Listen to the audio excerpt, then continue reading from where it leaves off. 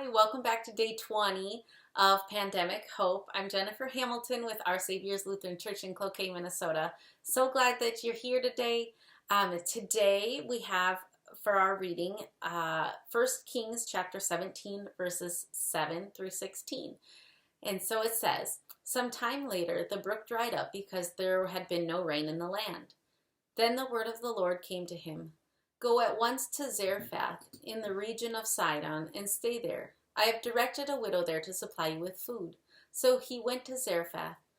When he came to the town gate, a widow was there gathering sticks. He called to her and asked, "Would you bring me a little water in a jar so I may have a drink?" As she was going to get it, he called, "And bring me, please, a piece of bread." "As surely as the Lord your God lives," she replied, "I don't have any bread, only a handful of flour in a jar and a little olive oil in a jug. I am gathering a few sticks to take home and make a meal for myself and my son, that we may eat and die." Elijah said to her, "Don't be afraid. Go home and do as you have said.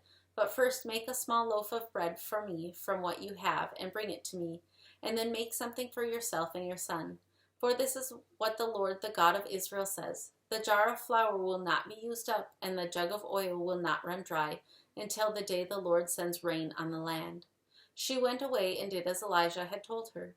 There was food every day for Elijah and for the woman and her family.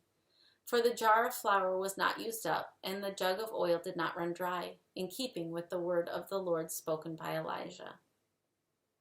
So this kind of goes back and reminds us that God supplies us. He always supplies us and meets our needs.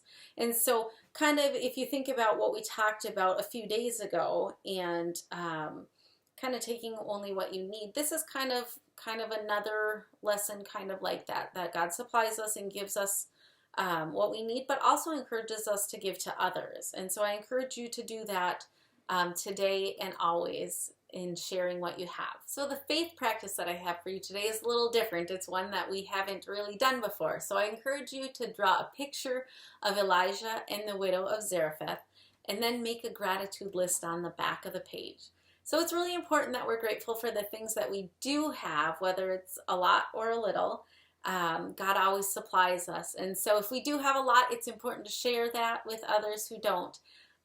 If you are in need of support in some way, we are happy to try and connect you with that support.